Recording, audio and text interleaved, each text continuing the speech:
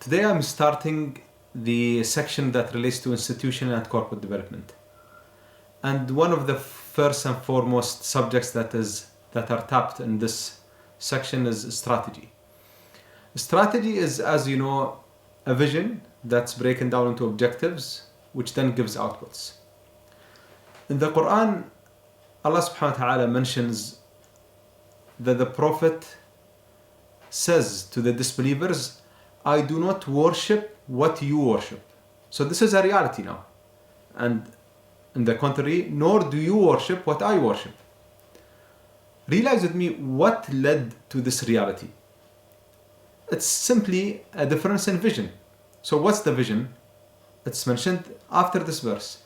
I will never worship what you worship, nor will you ever worship what I worship. So there is an intention, there is a belief, there is an approach that initiated this reality. If we have a reality and we have a vision and they are opposite, the vision is opposite of the other party, the reality hence is the opposite as well. This means there will not be any meeting point. And that's what's mentioned at the end of the chapter. You have your way and I have my way. Let's take another example which is exactly the opposite of this. Realize with me in Surah Al-A'raf or in another surah where the shaitan, where the Satan is trying to convince Adam and Eve to eat from the tree. Realize his approach and the way he makes it appealing to them. Your Lord has forbidden this tree for you only to prevent you from becoming angels or immortals, people who will live forever. Any person on this earth would always like to live as much as possible. And of course, if you become an angel, then you are in peace. Which means that Satan had a very intelligent and clever way of making Adam and Eve realize that he is in their side. There is a common ground, there is a common goal that they are heading for. So influence is easier and impact is easier when such is the case. In the context of legislation, I'd like also to shed some light on how this is also approached in Quran. In the verse of fasting, it's mentioned, fasting is prescribed for you. Then at the end it says, so perhaps you will become mindful of Allah. So piety and being mindful of Allah has been mentioned in the context of fasting so that people while reading this verse will know that while performing fasting they should have this goal in mind, that fasting should serve piety, should serve being mindful of Allah.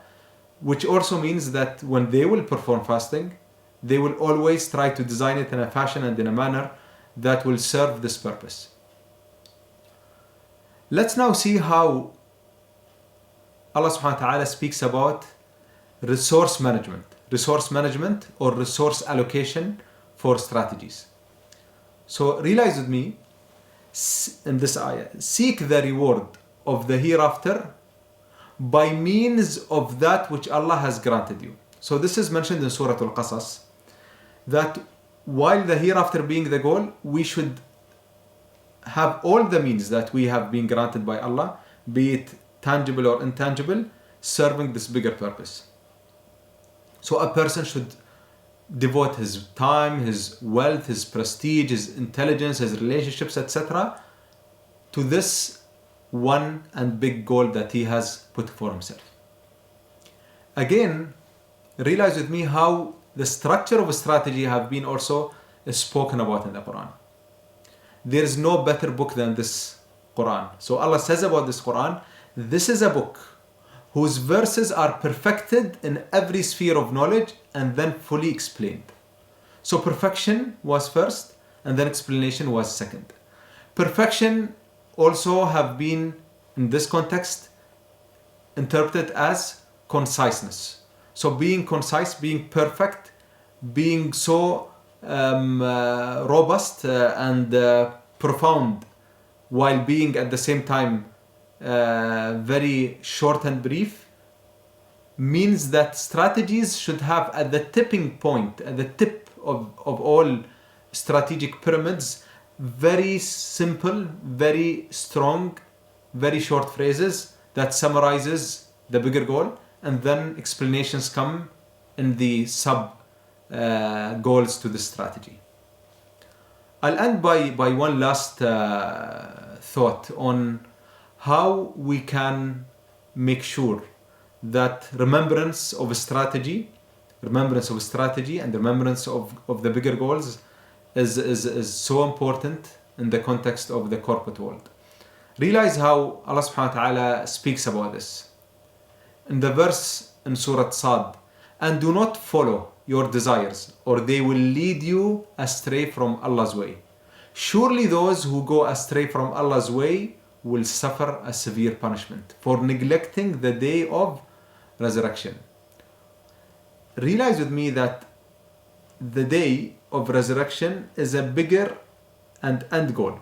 While we are going astray, while we are following desires, we are not being punished from going astray or from following our desires only. But the main thing we are punished for if we go into this scenario is neglecting the goal, neglecting the day of resurrection. And this is the reason why remembrance of the bigger goal on a very regular fashion is very important, so that we will not go astray, so that we will not lose our way. Thank you very much.